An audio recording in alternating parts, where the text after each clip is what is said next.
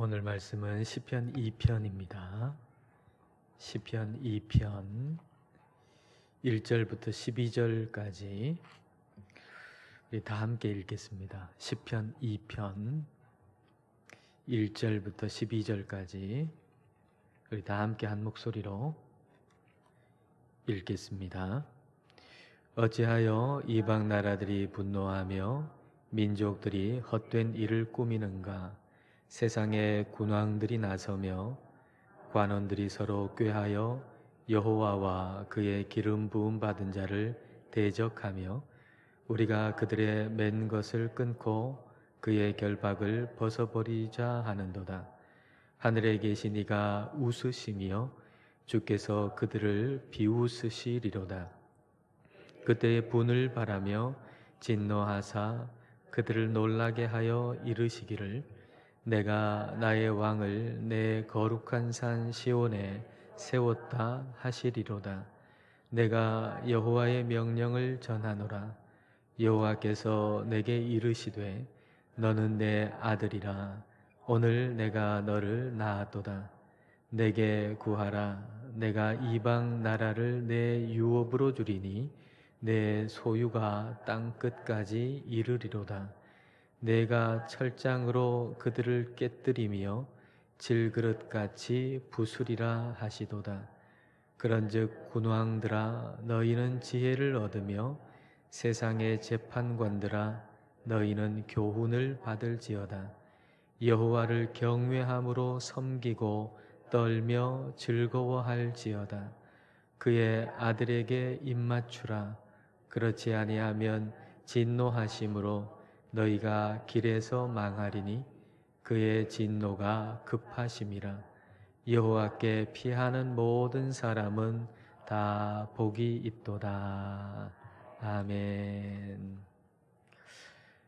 시편 2편 말씀은 신약 성경에서 굉장히 자주 언급되는 시편 가운데 하나입니다.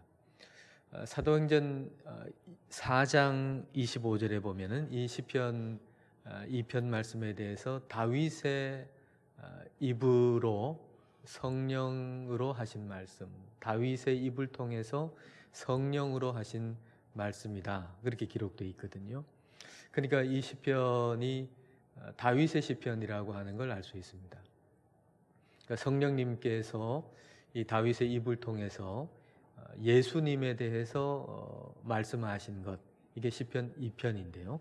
자, 1절, 2절부터 한번 보십시다. 1절과 2절 같이 한번 읽어볼까요? 어찌하여 이방 나라들이 분노하며 민족들이 헛된 일을 꾸미는가? 세상의 군왕들이 나서며 관원들이 서로 꾀하여 여호와와 그의 기름 부음 받은 자를 대적하며.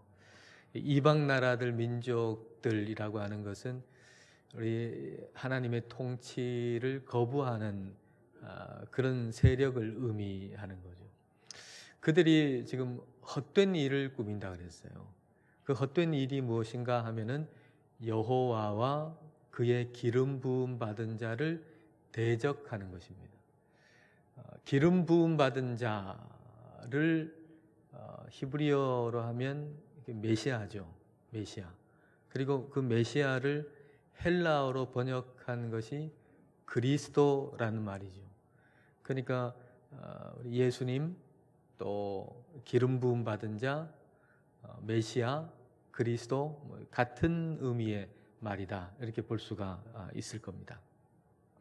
근데 이렇게 하나님과 그리스도를 대적하는 거, 이거야말로 가장 헛된 일이고 가장 어리석은 일이다라고 할 수가 있는 거죠. 우리가 이 부분에서 한번 생각해 볼 것은 정말 이게 헛된 일이고 이게 어리석은 일인데, 그렇다면 우리는 이제 하나님을 믿는 사람인데 그럼에도 불구하고 우리 안에 하나님을 대적하는 부분이 조금이라도 있지 않는가 하는 걸 한번 생각해 볼 필요가 있어요. 이 세상에서 이 세상이 하나님을 대적함으로 우리가 핍박을 받는 일이 있다는 거, 이게 한 가지고, 또 한 가지는 우리 안에 혹 아주 작은 부분이라 할지라도 하나님을 대적하는 부분이 우리에게 없는가, 이걸 한번 생각해 볼 필요가 있다는 거죠. 그런 부분이 있는가? 말라기 3장 13절 한번 볼까요? 말라기 3장 13절에 여호와가 이르노라 너희가 완악한 말로 나를 대적하고도 이르기를 우리가 무슨 말로 주를 대적하였나이까 하는도다. 하나님께서 하나님 믿는 백성들한테 너희가 완악한 말로 나를 대적했다. 완악한 말로 하나님을 대적했다는 거죠. 하나님 믿지 않는 백성이 아니고 하나님 믿는 백성들이 완악한 말로 하나님을 대적했다.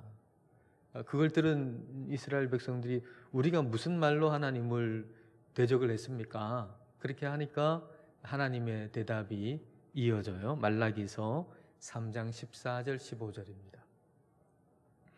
이는 너희가 말하기를 하나님을 섬기는 것이 헛되니 만군의 여호와 앞에서 그 명령을 지키며 슬프게 행하는 것이 무엇이 유익하리요? 지금 우리는 교만한 자가 복되다 하며 악을 행하는 자가 번성하며 하나님을 시험하는 자가 화를 면한다 하노라 함이라. 하나님 섬기는 거 헛되다. 우리가 회개하고 돌이키고 죄에 대해서 슬퍼하고 그게 무슨 우리한테 유익이 되냐? 그렇게 얘기하는 거예요. 그리고서 하나님 믿지 않는 사람, 교만한 사람, 자기 마음대로 하는 사람, 하나님 시험하는 사람, 이 사람들 잘만 되는 것 같네? 이렇게 얘기를 하는 거죠. 이게 말로 하나님을 대적하는 거예요. 하나님 잘 섬겨봐야 소용없네. 하나님 모르는 사람 잘만 되기만 하네. 이렇게 얘기하는 게 이게 말로 완악한 말로 하나님을 대적하는 거죠. 그러니까 하나님을 대적하는 생각이 우리에게 이렇게 들어올 때가 있어요. 그럴 때 그 생각을 대적하지 않고 그대로 놔둬서 그 생각이 우리의 말로 이렇게 탁 나오는 거, 이게 말로 하나님을 대적하는 거죠. 그렇기 때문에 우리가 하나님을 대적하지 않기 위해서는 생각을 사로잡아 가지고 내 안에 어떤 생각이 이렇게 들어올 때 그 생각을 사로잡아서 우리 예수 그리스도 앞에 무릎을 꿇릴 수 있어야 해요. 복종시켜야 해요. 그 생각을. 자, 고린도후서 5장 10절 말씀입니다.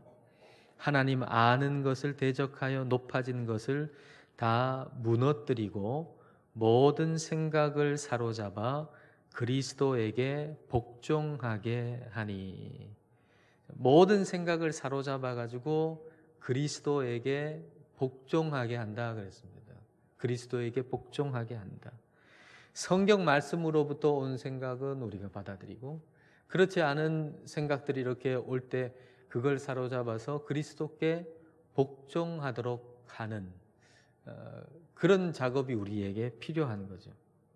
근데 우리가 이렇게 보면은 성경의 진리를 우리가 다른 사람들에게 가르치거나 또는 전할 때 그때 가장 어려운 부분이 바로 이 부분이에요. 자기가 가진 생각을 버리려고 하지 않는 거죠.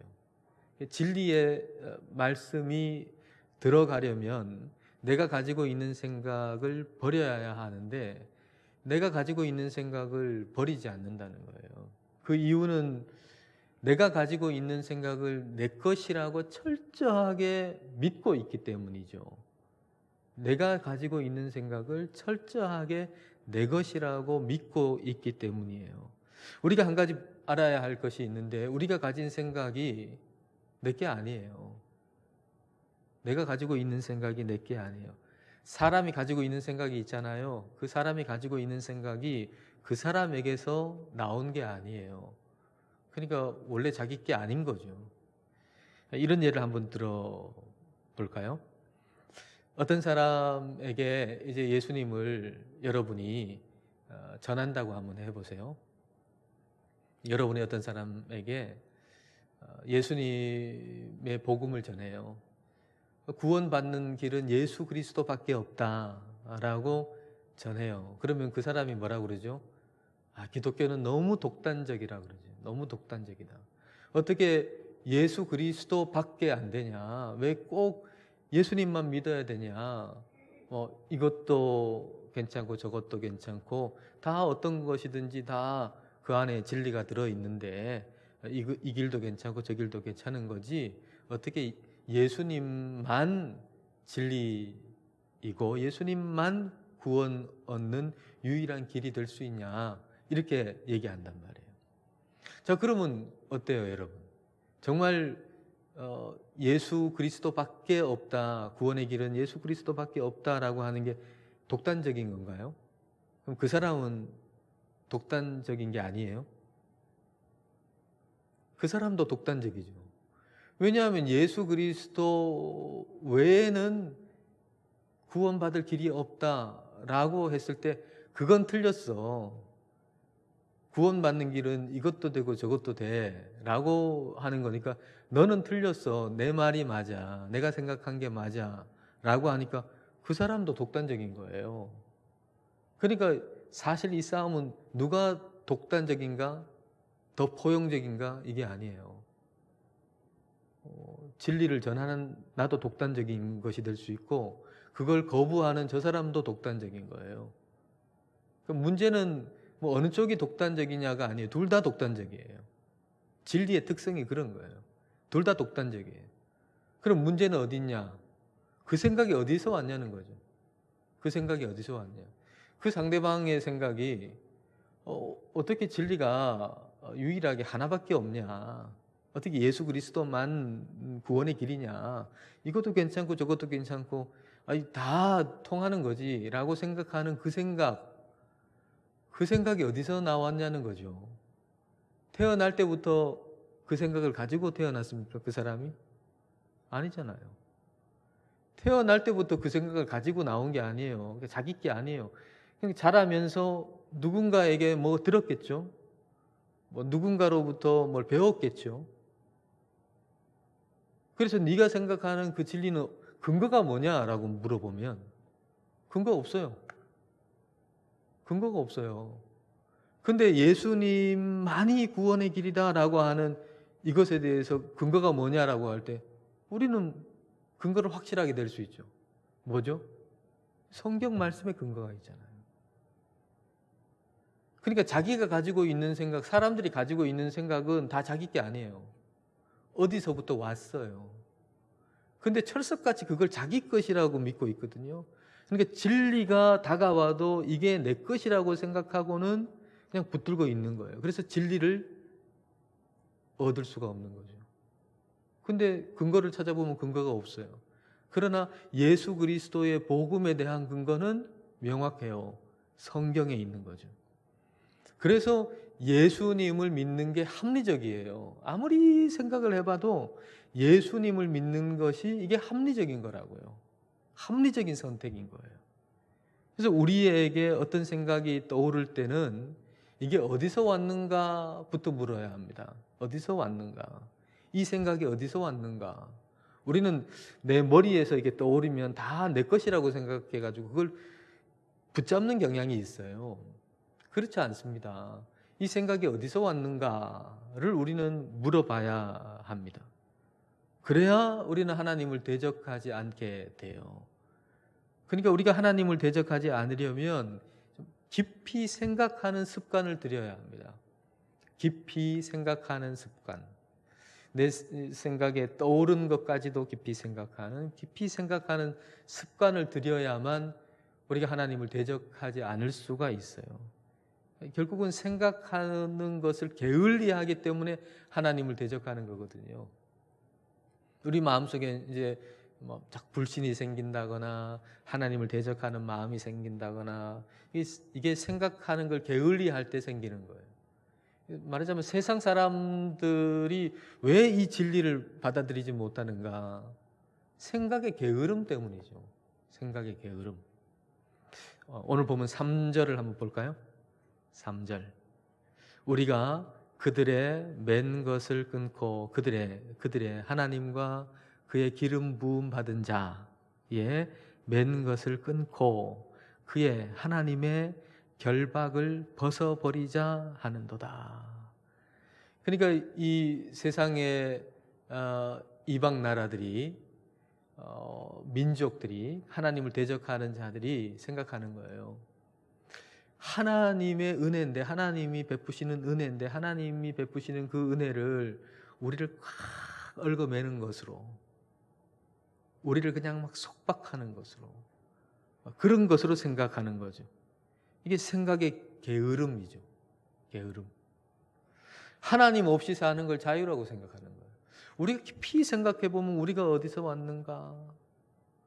이걸 생각해 보면은 그렇게 생각할 수가 없는데, 생각을 깊이 하지 않고 좀 게으른 거죠.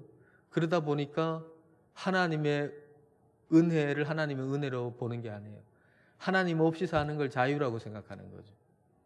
사춘기 아이들이 막 실컷 자기 혼자 컴퓨터 오락 집에서 마음껏 하려고 하면 부모님이 좀 없었으면 좋겠다. 부모님 없으면 좋겠네. 이런 어처구니 없는 생각을 하는 것처럼, 부모 없이 나 혼자 있으면 내가 자유로울 텐데, 이런 생각을 하는 것처럼 사람들이 하나님 없으면 그게 자유인 것처럼 그렇게 생각하는 거죠. 생각할 힘이 없는 거예요. 생각을 게을리하는 거예요. 근데 좀 철들면, 생각할 힘이 생기면 부모님의 은혜를 생각하잖아요. 마찬가지로 사람도 좀 생각할 힘이 생기면 하나님의 은혜를 생각하게 돼요. 우리는 하나님 없이 살 수가 없어요. 하나님이 우리의 숨이시고 하나님이 우리의 존재의 근원이신데, 하나님 없이 어떻게 살아요? 물고기가 물 없이 어떻게 살아요? 물고기가 그 물을 자기를 속박한다고 생각하고 나를 결박한다고 생각하고 내 짐이라고 생각한다면 그게 말이 안 되잖아요. 말도 안 되는 소리잖아요. 말도 안 되는 소리. 3절 말씀은 말도 안 되는 소리인 거예요. 그래서 하나님이 웃으신다 그랬어요. 웃으신다. 자, 4절부터 보십시오. 4절부터 6절까지. 하늘에 계신 이가 웃으심이여 주께서 그들을 비웃으시리로다. 그때에 분을 바라며 진노하사 그들을 놀라게 하여 이르시기를. 6절에 하나님이 말씀하시는 거예요. 내가, 하나님이 나의 왕을, 내가 세운 왕, 그리스도죠. 나의 왕, 내가 세운 왕 그리스도를 내 거룩한 산 시온에 세웠다 하시리로다. 이제 하나님이 그리스도를 세우신 그 내용이 지금 6절이고요. 그 다음에 7절은 왕으로 세우심을 입은 그리스도께서, 메시아가 하시는 말씀이에요. 그럼 7절 전반절을 보십시오. 자, 여기 나는 누굽니까? 그리스도죠. 예수님이에요. 내가 여호와의 명령을 전하노라. 여호와께서 내게, 그리스도께 이르시되. 여호와 하나님께서 그리스도에게 말씀하신 내용이 그 다음에 3가지가 나와요. 3가지. 7절 하반절부터 9절까지 봅시다. 3가지가 우리 여호와 하나님이 예수 그리스도에게 하시는 말씀이에요. 너는 내 아들이라 오늘 내가 너를 낳았도다. 두 번째는 내게 구하라. 내가 이방 나라를 내 유업으로 주리니 내 소유가 땅 끝까지 이르리로다. 세 번째는 내가 철장으로 그들을 깨뜨리며 질그릇같이 부수리라 하시도다. 자, 이 3가지 이제 하나씩 볼까요? 너는 내 아들이라 오늘 내가 너를 낳았도다. 이렇게 말씀하셨어요. 하나님이 예수님에게, 그리스도에게 내가 너를 낳았다. 내가 너를 낳았다 라고 말씀하세요. 너는 내 아들이다. 오늘 내가 너를 낳았다. 이게 무슨 말인가요?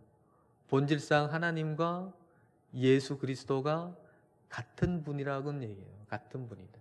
내가 너를 낳았다라고 하는 얘기는 본질상 하나님과 예수님은 같은 분이라는 얘기입니다. 예수님이 하나님이시라는 얘기예요. 사람이 낳았어요. 그럼 그 낳은 존재는 뭐죠? 사람이잖아요. 그러니까 낳은 분과 낳음을 입은 분은 본질상 같은 거예요. 하나님이 그리스도를 낳았다라고 하는 것은 본질상 하나님과 예수 그리스도는 동일한 분이다. 예수님은 곧 하나님이시다라고 하는 얘기입니다. 그다음 두 번째, 내게 구하라 그러잖아요. 내게 구하라. 하나님이 예수님한테 내게 구하라 그렇게 말씀하세요. 내게 구하라. 예수님은 곧 하나님이시지만 그러나 예수님은 하나님께 구해요. 그러니까 철저히 순종하는 거예요. 예수님 기도하시고 하나님의 뜻을 구하시고 철저하게 하나님께 구하고 하나님의 말씀에 순종하셨던 분이 예수님이죠. 예수님은 본질상 하나님이시지만 그런데 예수님은 하나님 아버지의 말씀에 철저히 순종을 하셨어요. 자, 요한복음의 두 구절을 한번 보십시다. 요한복음 10장 30절에는 예수님이 이렇게 말씀하세요. 나와 아버지는 하나이니라. 나와 아버지는 하나다. 오늘 시편으로 본다 그러면은 7절 말씀에 내가 너를 낳았다. 그 말씀하고 연결되죠. 나와 하나님 하나다. 본질상 같다. 예수님 곧 하나님이시다는 얘기죠. 근데 요한복음 12장 49절에는 이렇게 말씀하세요. 내가 내 자의로 말한 것이 아니요 나를 보내신 아버지께서 내가 말할 것과 이룰 것을 친히 명령하여 주셨으니. 그러니까 오늘 본문에 2절하고 이게 연결되죠. 그러니까 예수 그리스도께서는 본질상 하나님과 같으시지만 그러나 철저히 아버지 하나님께 순종하셨어요.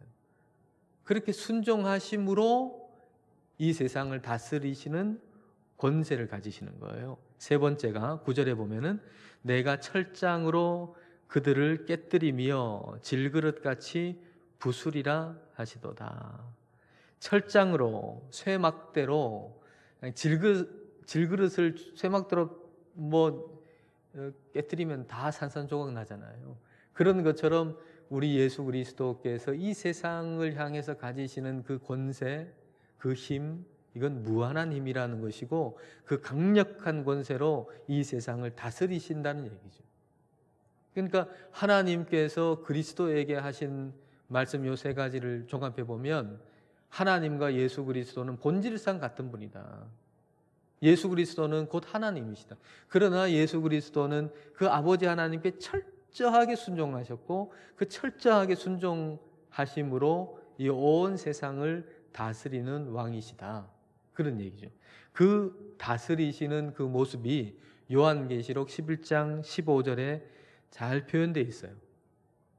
요한계시록 11장 15절 말씀에 일곱째 천사가 나팔을 불매 하늘에 큰 음성들이 나서 이르되 세상 나라가 우리 주와 그의 그리스도의 나라가 되어, 오늘 2절에 표현하고 똑같죠. 우리 주와 하나님과 여호와 하나님과 그의 그리스도, 그의 기름 부음 받은 자의 나라가 되어 그가 세세토록 왕 노릇하시리로다 하니. 예수님이 온 세상의 왕이 되셔서 영원토록 다스리신다는 거예요. 우리 예수님은 그렇게 바로 온 세상의 왕이시고 우리가 섬기는 예수님은 그렇게 온 세상의 왕이시다라는 얘기예요. 이걸 지금 얘기하는 거예요. 우리가 섬기는 예수님이 어떤 분이신가? 그분은 온 세상을 다스리는 왕이시다. 철장으로 질그릇을 깨뜨리는 것 같이 그렇게 강력한 권세와 힘으로 온 세상을 만국을 다스리시는 분이 우리 예수님이시다라는 거예요. 그러니까 우리는 낙심해서는 안 돼요. 그러니까 우리는 함부로 얘기하면 안 돼요. 하나님 안 믿는 사람, 예수님 안 믿는 사람 잘 되는 것 같은데, 예수님 안 믿어도 뭐 잘 사는 것 같은데, 그런 얘기하면 안 돼요. 정직하게 살면은 안 되고, 좀 교묘한 술수를 부려가지고 살면 이 세상에서 잘 살고, 하나님 믿어도 뭐 잘 안 되는 것 같아요. 이런 얘기하면 안 된단 말이에요. 하나님을 안 믿어 가지고 잘 되는 사람 없어요, 여러분. 하나님 안 믿는데 잘 되는 사람 없어요. 잠깐 그렇게 보일 수는 있을지 몰라도 하나님 안 믿어 가지고 잘 되는 사람 없어요. 그러니까 그런 얘기를 그냥 서슴없이 하면 안 돼요. 그런 얘기를 서슴없이 하는 걸 종종 듣거든요. 종종 들어요.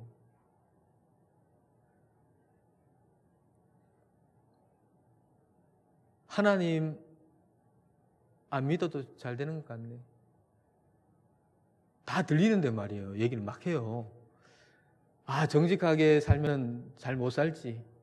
아, 이런 얘기 막 한단 말이에요. 우리 예수님께서 만왕의 왕이시라고 하는 것을 우리가 분명히 알면 이런 얘기는 우리가 함부로 할 수가 없는 거예요. 여러분, 하나님을 믿는 사람이 반드시 승리하게 돼 있어요. 우리 예수님을 믿는 사람이 반드시 승리하게 돼 있어요. 그러니까 예수님 믿는 거 여러분 자랑스럽게 여기세요. 왜 예수님 믿으면서 자랑스럽게 여기질 않으세요?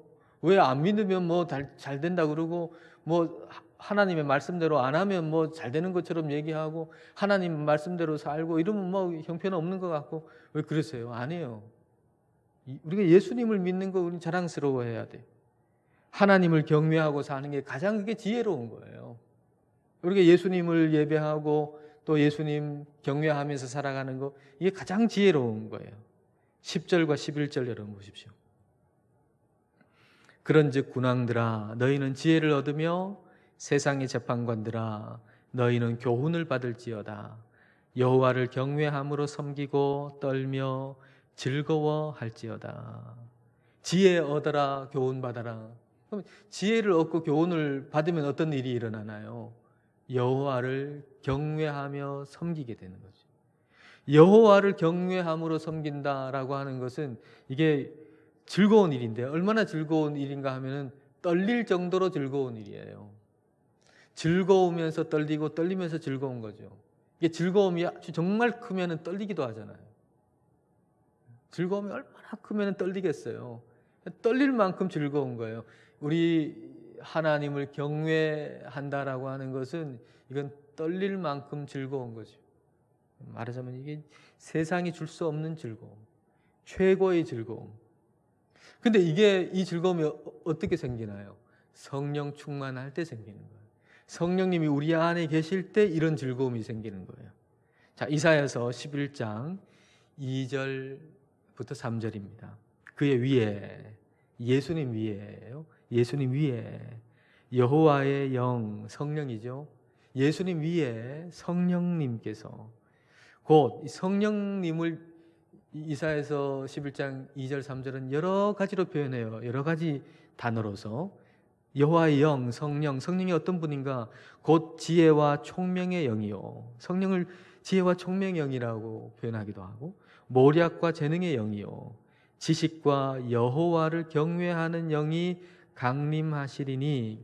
그러니까 성령님을 다른 말로 표현하면 여호와를 경외하는 영이에요.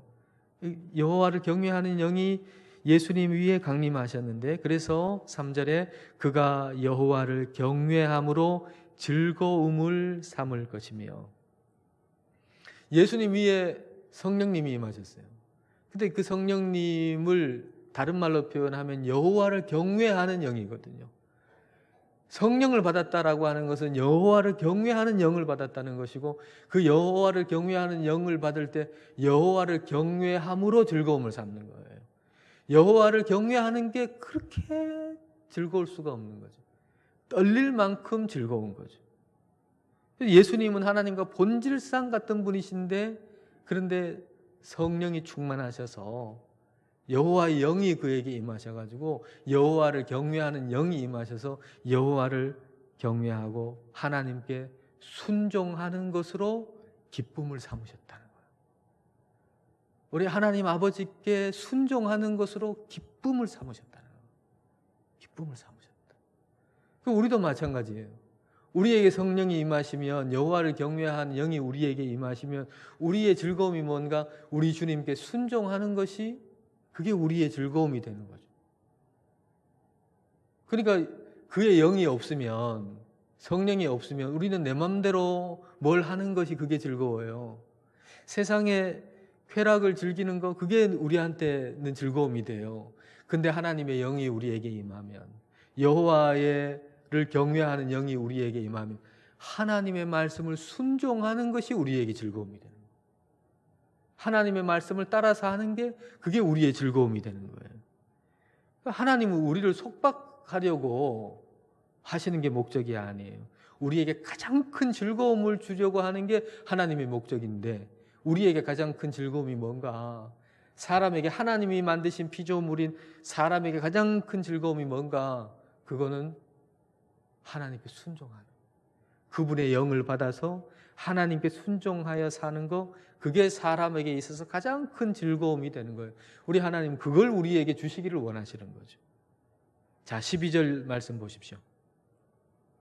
12절, 그의 아들에게 입맞추라. 그의 아들 예수님이죠. 예수님에게 입맞추라.